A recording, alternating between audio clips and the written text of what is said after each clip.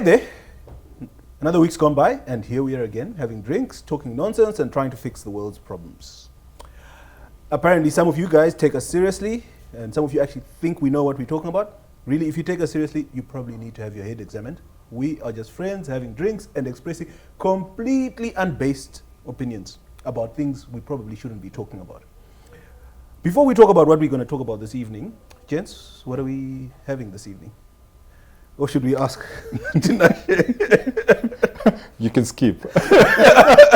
I'm having my mazoe again with water this time around. We need to replace this guy. How are we friends? I pay the bills. Okay. Well, today we're having a Rupert and Rothschild, the classic version. It's another Bordeaux blend. It's considered a poorer cousin to the chocolate block, so it trades significantly cheaper, but I find it just as interesting, and I suspect you do too, which is why you didn't bring something else when I told you that this is what I had. And yes, we've been to the bottom of several of these over the years.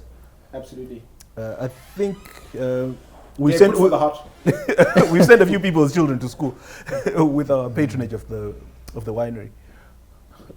And Rufaro, what's up with this look this week? Did you join a biker gang? Well, it turns out it's older than you. My jacket is actually older than you. Oh, so this makes it better. Yes, it does actually. Okay, unpack that for us, please. I'm vexed. Well, you can't find this. It's very expensive now. And the only place you can find it's antique. No, it's because the nature of leather jackets is that the more they wear, the better it is. So this is over 50 years now, and I'm probably the third or fourth person wearing this.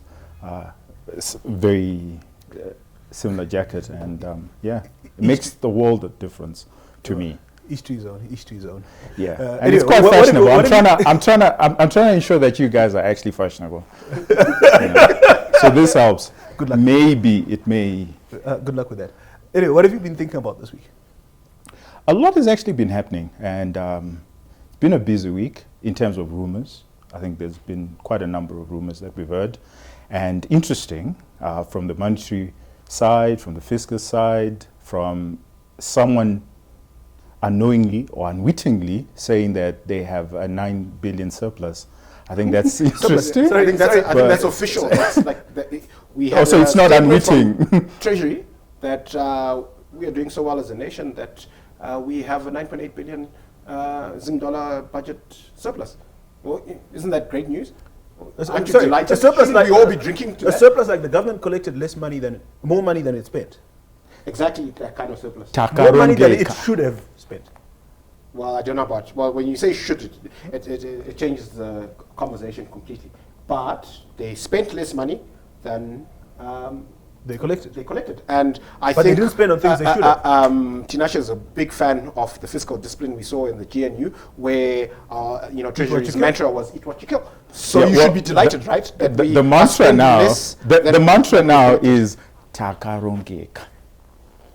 So do you agree? Do you think it's fantastic? Firstly, do you think the 9.8 billion surplus is legitimate? Do you take it at face value that we are actually running a fiscal surplus of 9.8 billion? Or do you have question marks? Well, I think to really contextualize it, what the Ministry of Finance does is neither here nor there. What really matters is what's happening at the Reserve Bank, because that's where a lot of the activity is actually happening. So what the minister says or does really... Okay, sorry, just unpack that. Because interestingly, there's been a rumor going around, and you touched on it, that there's about to be a big shift coming from the central bank, or it had happened, or was going to happen. But anyway, we at the end of the week, and it hasn't happened. But well, look, the rumor is that there's going to be a new non-negotiable certificate of deposit and instrument, in which banks who are sitting on excess liquidity will be given an instrument at 0%. And this is not something new. I think it happened before the GNU during the Gono era. Sorry, no, slow down. So if a bank has too much money, what happens? The central bank steps in and basically takes it and gives them an instrument which earns 0% Who created the money in the first place? Well, that's a good question. But, so look, we can go into the motivation and the likely outcomes. But let's just unpack exactly what this rumor is and what we've seen before. Because basically, if you have excess liquidity on your balance sheet as a bank, the central bank will give you, this is the rumor, they will give you an instrument that's not negotiable, so you don't get to have a say. The tenure, the interest rate, or any of the other terms and conditions. You literally have this instrument shoved down your throat. Okay, but Rufaro, maybe, okay, it's a rumor, so Yeah, perhaps it's we a shouldn't rumor. spend too much time on it. Yeah, well, But it's a rumor about monetary policy, and I think our viewers are more interested in, okay, what is monetary policy? How does it affect us? Why does this rumor even matter? Yes. So if you look at monetary policy, it concerns the money in the economy, because every goods or services, everything we trade, really ends up in the monetary system. So and the this is issue US dollars in the informal sector, which never ends up in the monetary system. It's still part of the monetary system. So the question is it in the formal monetary system or informal system? But it's still within the economy. So when you look at monetary policy, so monetary policy, as set out by the Reserve Bank Act, so the Reserve Bank is a creature that's being created by the Constitution of Zimbabwe. So if you look at the 2013 Constitution, it gives the powers to form, for the state to form a central bank, and it's funded by the government of Zimbabwe. And right now it reports to the Ministry of Finance. But the overseeing... Doesn't that contradict what you're saying about things happening in the Ministry of Finance not mattering and everything mattering at the level of the central bank? Gentlemen, I'm halfway through a bottle of wine. Monetary policy. What is monetary policy? Okay, so can you explain this to my mother? Very simple and straightforward. When two people trade in an economy, they use a medium of exchange. And the medium of exchange that they use is the money. Now, this money is decreed.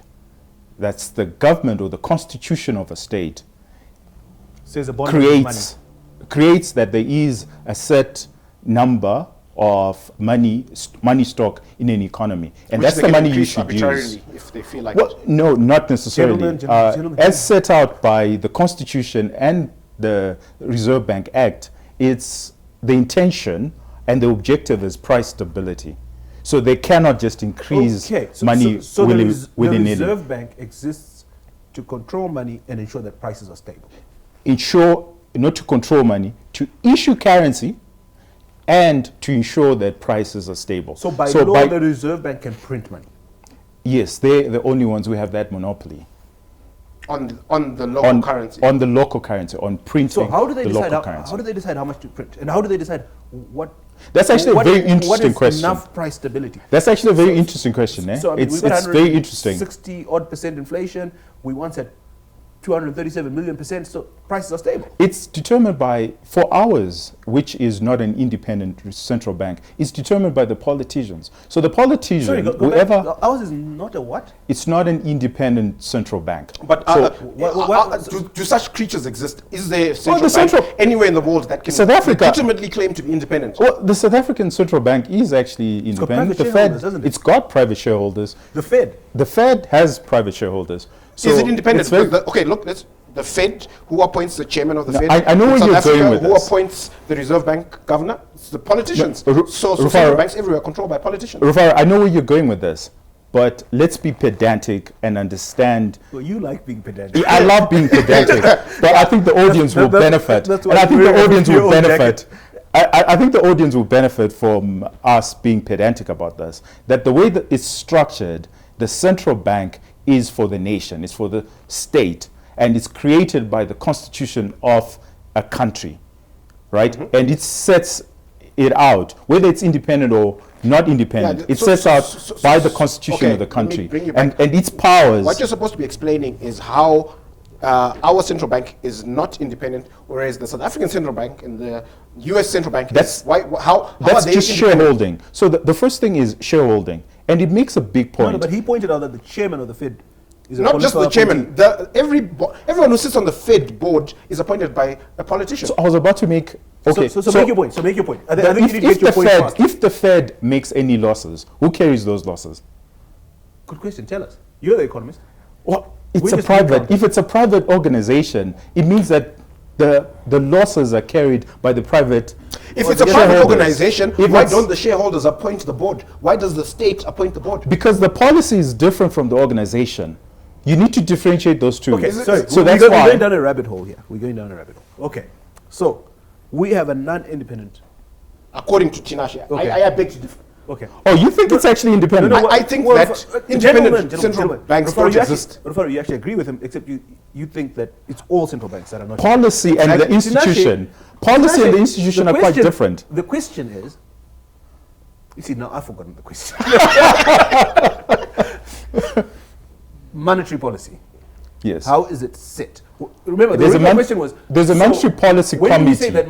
that monetary prices are stable enough and that this is the correct amount of money to print. Whoever is in the government, whoever is in government, the political governing party will put or will constitute a monetary policy committee, and it will nominate these individuals depending on their particular ideology. So if it's ZANU-PF that's in power, they have, according to the constitution, the power to nominate individuals that they think are aligned to their particular ideology. Because remember, monetary policy veers ideologically from the monetaries to the Keynesians to all sorts of in-betweens. So the governing party, when you vote for a political party, and that political party carries with it an economic ideology. So what's and ours? its economic ideology, well, Mangujika claims that he's a Keynesian. Claims. What does but- that mean? My mom doesn't know, and my mom likes Okay. watching the show. Uh, What's a Keynesian? He believes in printing money. Well, I think you're mischaracterizing Keynesians. This is Tinashe belongs to the Austrian school, and What's they've the got Austrian nothing- They've got nothing kind to say about Keynesians, and I don't belong to either school. I'm a pragmatist. I don't really. Okay, so you explain to us. What's a Keynesian and what's an Austrianist? Austrian economists. An Austrian. So the Keynesians believe that the state has a role to play in markets and economies, in nudging them one way or the other. Command. Well, that would be communism. Intervention. Right? No. The Keynesians were free market capitalists, but they felt that the state has a role to play in nudging the market in one direction or the other. The Because if we're left to our By devices, printing money, right? we tend towards chaos. Austrians are anarchists. Yes, I like that you use the word chaos, because they believe that the state should have no role. The market should have free reign. That's That's a mischaracterization of Austrian. Austrian. That's a mischaracterization of Austrian. Okay. Let's go back. So let's in, go in back to simple our monetary terms, policy. in simple So terms, what's in our simple monetary terms, policy? in simple terms, there are those who believe that an economy is determined by producers, and there are those who believe that an economy is determined by government policy. Thank you. But what is our policy? What is our monetary policy? It's communist / Keynesian. What Okay, I aspect don't of even it know what is- that means. is- Okay, Again, can you explain this to my mother? wait. What aspect of it is communist, by the way? Sorry. I'm curious. Before you guys keep going down rabbit holes today. No more wine for you. I don't know what's in there. What? I hope it's just Missouri. Okay, let's make it a bit clearer. What are our monetary policy goals? So, what do you think when Uncle JPM sits with ED every 6 months or every year or whenever they sit and determine whether JPM keeps his job? What are the 5 things that ED wants him to do? Okay. Or does ED determine if JPM? Okay, sorry. Yes, that's a he different does. story. That's He a different does, story. So, what are the because 5 he's in things that him and political ED, or 6 or whatever the number is, what are the 5 things that he puts on his report card and says, "Look, ED, I've done a fantastic job. Let me stay in office for a little bit longer." So we need to differentiate the economic goals and the political goals. And there's a reason why our central bank has taken on political goals. But as far as the economic goals are concerned, it's supposed to be issuing of currency and price stability. That's it. It's actually very Not simple what and they're straightforward. supposed to be, Tinashe. Stop No, that's- eluding the question. So, what are the things that he goes and says, "Look, I've printed enough money, or I haven't printed too much, or the prices are stable You've enough," or ensured. what do you think are The president- our when the- goals when- as a country? It's always good for us to first give a very clear picture of what the intention is according to the Constitution, which is price stability. Now, what tends to happen, and that's why I keep on coming back to the Constitution, what tends to happen with our central bank is that we get involved in quasi-fiscal activities because a lot of things you can hide them within the central bank.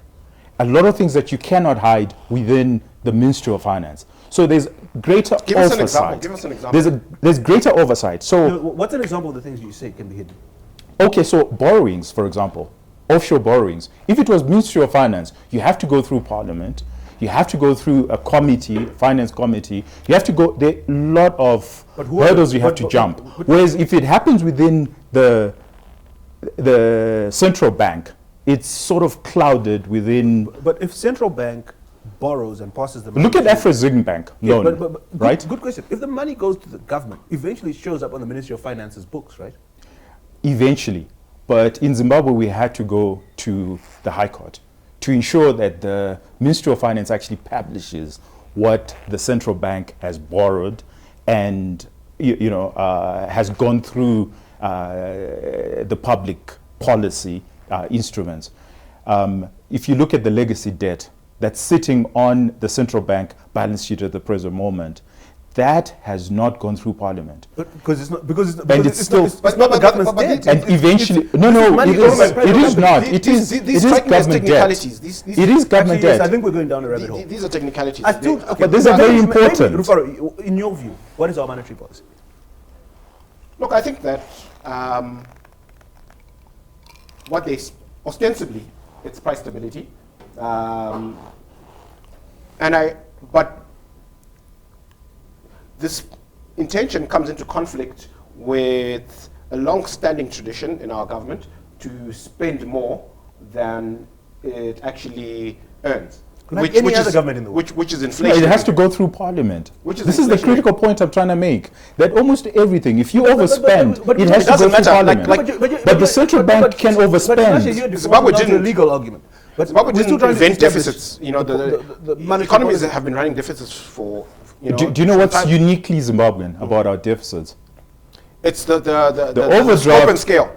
The overdraft is actually in our the Reserve Bank Act, where government up to 20% of last year's expenditure, they can print up to 20%. That does not exist anywhere else in the world. That is a unique proposition in Zimbabwe, where we have an act that actually says, yes, government can spend. But this is a technicality, and I don't think it matters. You're not putting on your political hat here. The question still remains. So you're saying, they say it's price stability, but you say... No, I'm saying, I think they legitimately want to have price stability, but fiscal discipline is just not part of their DNA.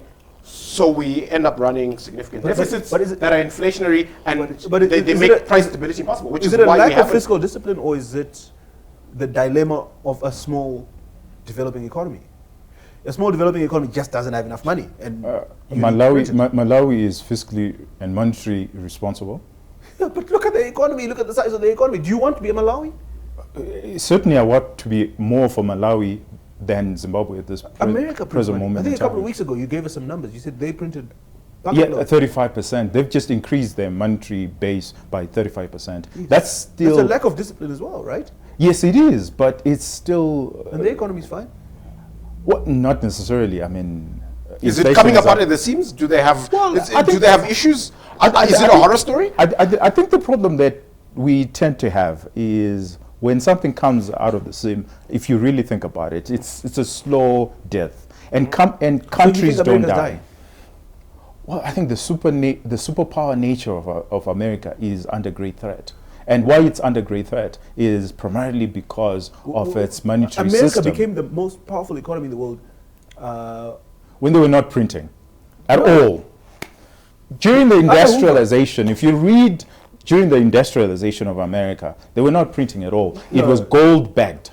So if you look at the last 70 years. But that wasn't when they really grew. They grew post Great Depression through Hoover's alphabet soup. They had all these great works going on, and the government was printing money and employing people to build dams, to Okay, so Like I roads, think we can move on, Rufaro. I think he doesn't know what he's talking about. Well, look, He doesn't know what he's talking about. Look, The gold standard. When did we lose the gold standard? 1971. But it was never Okay, one to so one. was America a superpower in 1971? Of course Yes, it was. So how did it grow? No, but Sinashi, no. Was it printing money? Sinashi, you're being disingenuous. Because the gold standard No, was but never one to one. But It was never one to one. They ran deficits. also, when did they actually emerge There's as a nothing dominant wrong. superpower? There's nothing wrong with Post-World War borrowing. II, There's nothing wrong with the deficit. And printing is borrowing from the future. But what you need to do is manageable borrowings, So how much is manageable? sustainable And borrowings. this is my This question. is And what not I be thought caught you'd up- actually say is that It has to be sustainable. we- Now, there's a fundamental difference between borrowing from X and printing money. Printing is just the borrowing same from ourselves thing. in the future. No, it's not. It's borrowing from actually our not the grandchildren. same thing. borrowing from our grandchildren. It's not the same thing. And What's you the know- difference? Okay, the difference is this: having whiskey and pouring That's tons wine. of water. That's wine. Okay, but anyway, look, the man is drinking Mazoe. Forgive him. Maybe you should talk about Missouri. So having whiskey and diluting whiskey with tons of water is fundamentally different from having 2 glasses of whiskey. Would you agree? Yes, but I don't understand how this links. Yeah, to the- Okay, analogy diluting is not diluting water in whiskey is like printing money, whereas borrowing a glass of whiskey from someone else, you're still maintaining the sustainable nature or ecosystem of the monetary system. So you're just borrowing from someone else, but it's still your single malt whiskey. But if But you have to pay in the dilute, future. sorry, You have to pay in the future, and that's all inflation. is. no, That's all remember printing money and inflation. is. Inflation is a tax. So when you want to look at inflation, inflation Is it a tax or is it a entry- wealth transfer? It's both, but it is a tax. But taxes are wealth transfers. Okay, And fair enough. it is both. But at its fundamentals, what inflation does is it dilutes the worthiness of money that is in everybody's pockets. So whatever, if you have $2, the minute I print, your $2 is now worth $1, for example. Whereas borrowing So from gentlemen, so shouldn't your Zambia, problem Gentlemen, I'm getting. Okay, my shouldn't head's your starting to problem spin. be not that we print, but the extent that we print? So somebody can pour a shot of whiskey into a glass and then pour a shot of water into that glass. Very different from somebody pouring a shot of whiskey into a glass and then pouring 5 liters. 5 liters of water, right? Like, I think your problem should be the with the extent connoisseurs, the whiskey connoisseurs, of the printing, right? okay, you're a whiskey connoisseur. What would Okay. you prefer? Gentlemen, I Of think course, the shot of water. Ma- ma- is- my head is starting to spin. must be the wine. Yes, it's a good one. Look, so what are we saying? We're saying that Reserve Bank is in charge of monetary policy. From the discussion this evening, it seems very difficult to answer what the policy is and what Reserve Bank is trying to achieve. No, I think it's quite clear what they want. They want price stability, but they want to have the option to print. And these two are incompatible. It's like trying to have your cake and eat it. So that's why when you try and analyze a lot of the policy action on the monetary, So I can if there's- maybe I can come in there where I can actually agree with Rufaro. The economic policy is price stability, but it's a political organization, and it has political requirements. That is where our problem is. But I think, okay, thanks. And I like where this has brought us. So everybody actually wants price stability, yes, but there's a price to pay for it. there's no price to pay for it. You just have to be disciplined. It's just like if Yes, you want to be that's fit, you have to that's watch the what pri- you eat and go to the gym. You're not just gonna, That- wake that's- up and be fit. indeed. That's the price to pay for it. Absolutely. But your political master has different ideas. I don't even think it's. So- I don't even think it's about politics. I think it's about ideology, right? We have What sort of ideology? Economic or political? economic. Do you believe in free market economics, or do you believe in Okay, command are you starting? economics? Are you starting a new discussion when I'm trying to round up the show? No. Because he's making it out as if there's a disconnect between economic objectives and political objectives, and I'm saying no. I don't think that's the case. There's I a think disconnect. In Zimbabwe, there's a disconnect. I think that the disconnect is between us, claiming to embrace free market economics, but actually secretly having an affair with command economics. But is it interesting? Okay, are we secretly having an affair with command economics? Well, if you look at, can I ask my question? It's not secret anymore. Or are we attempting to be faithful to free market economics when our heart lies in the East?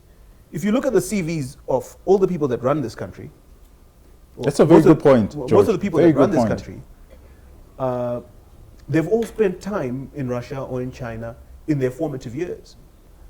So, are we perhaps not a socialist or quasi-socialist? So on paper, like if you look at actual socialist, the socialist communist. So, like so is the problem not that if they're socialist in their eyes, is the problem not that people like us, the bourgeoisie and the petty bourgeoisie, live in this cloud cuckoo land of free market economics, when the real thing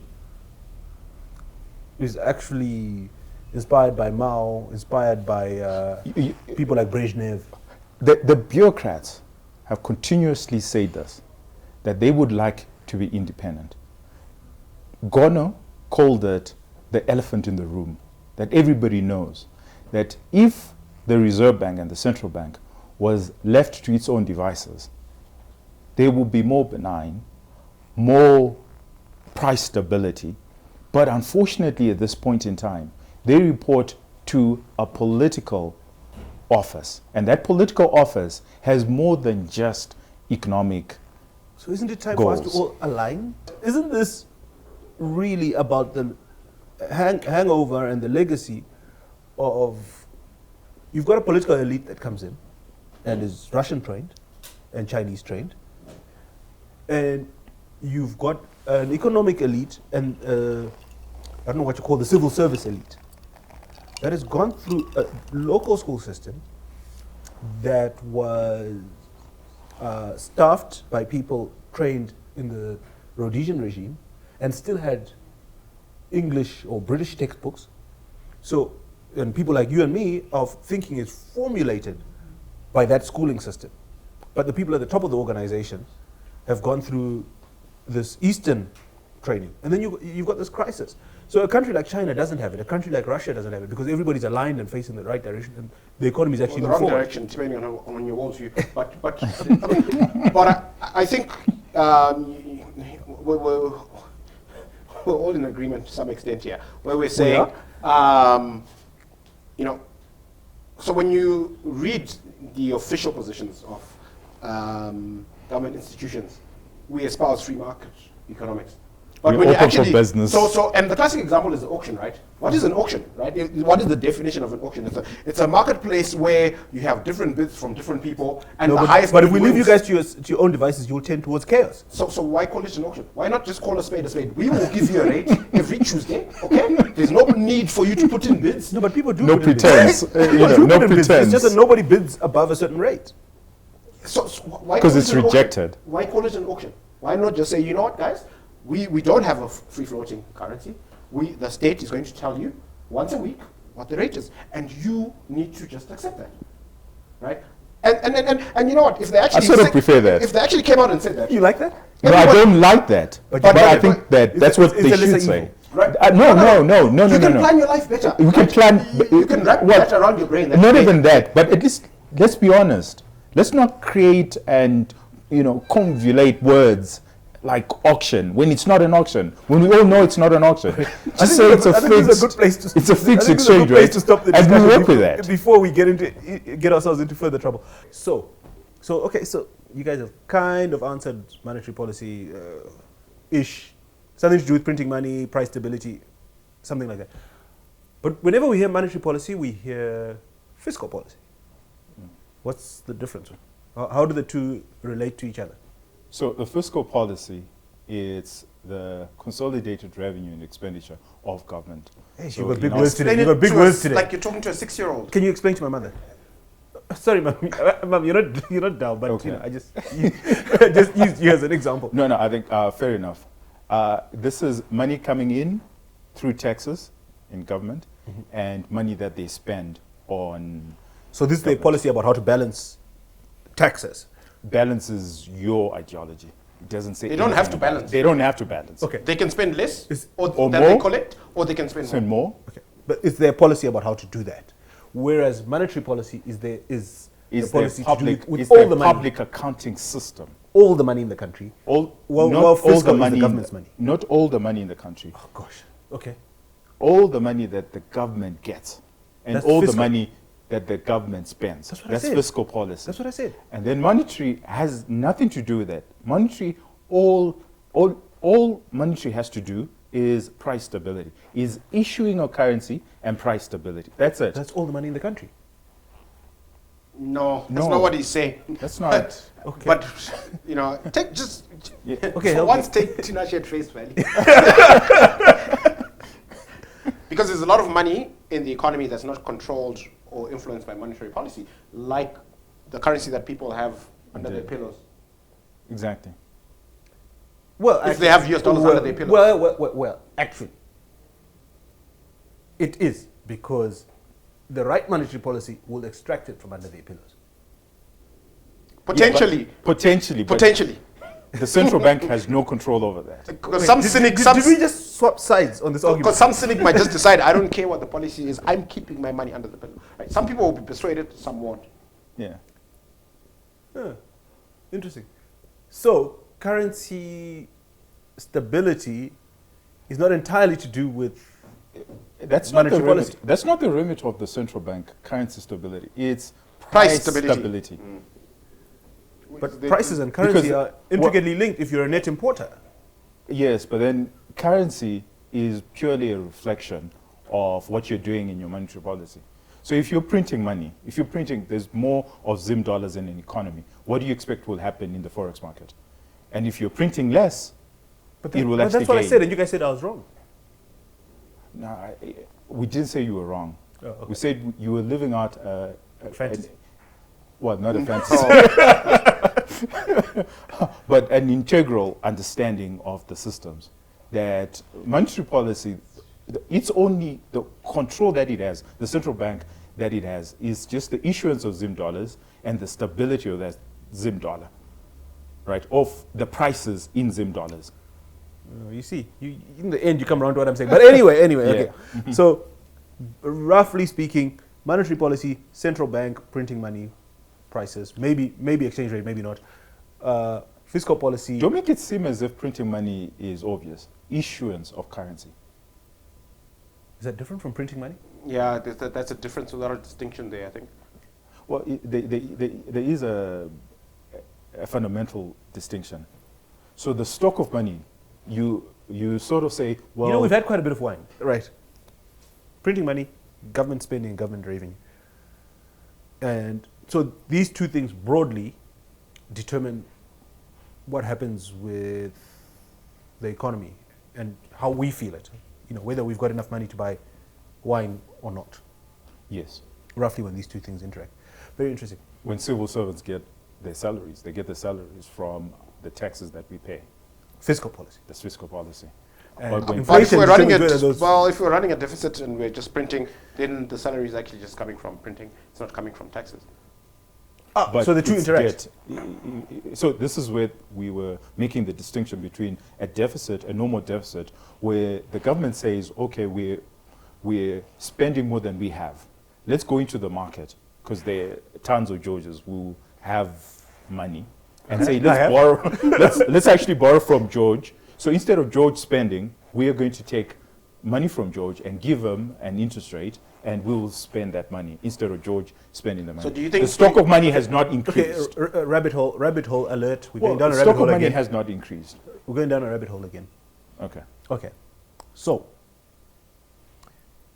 fiscal, monetary. Then enter random parastatal price increases. ZESA this week increases, was it this week? The other week increases tariffs.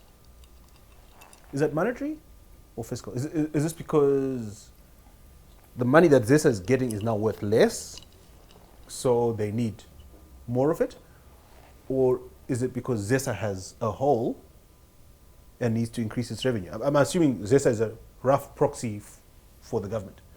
It's a parastatal, so it's 100% owned by the government. So it's not a proxy for the it's actually part and parcel of government. Okay, yeah. So the issue is, why do they need a price increase?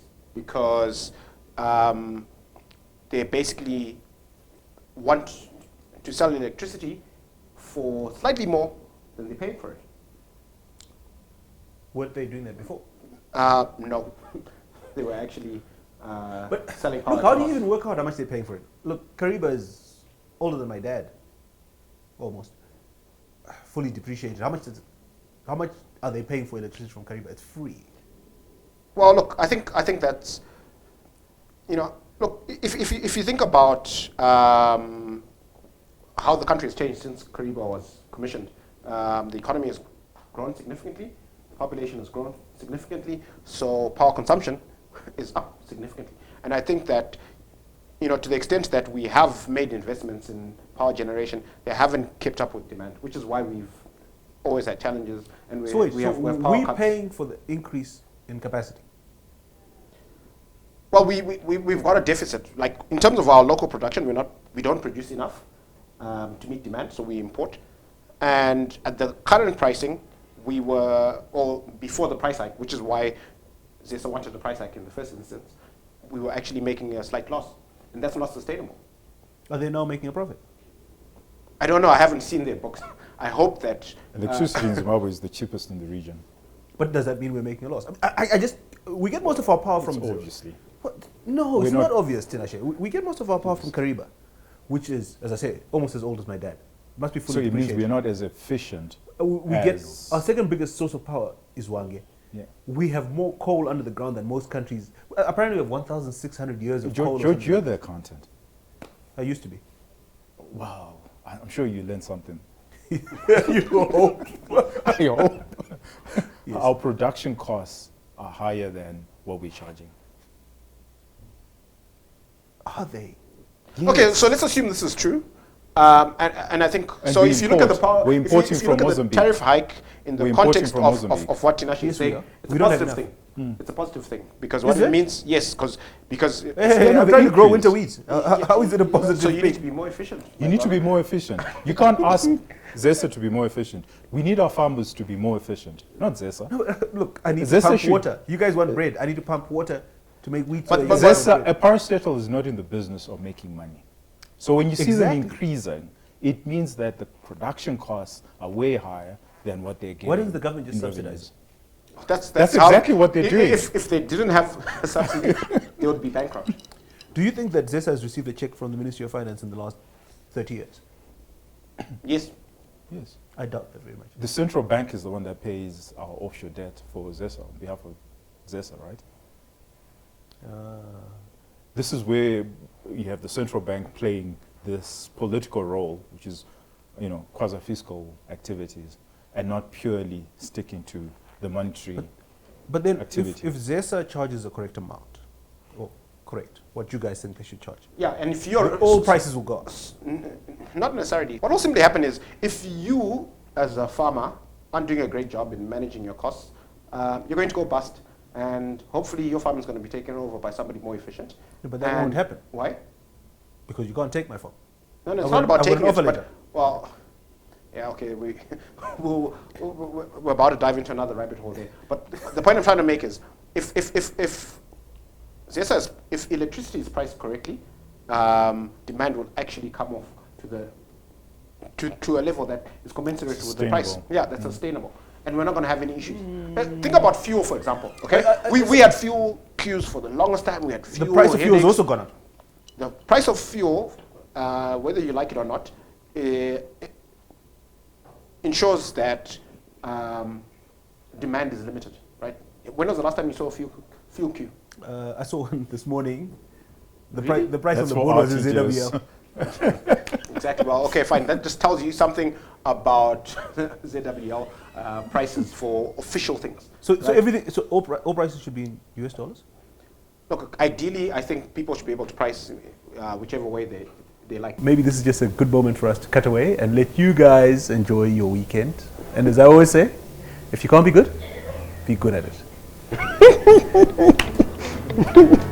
it.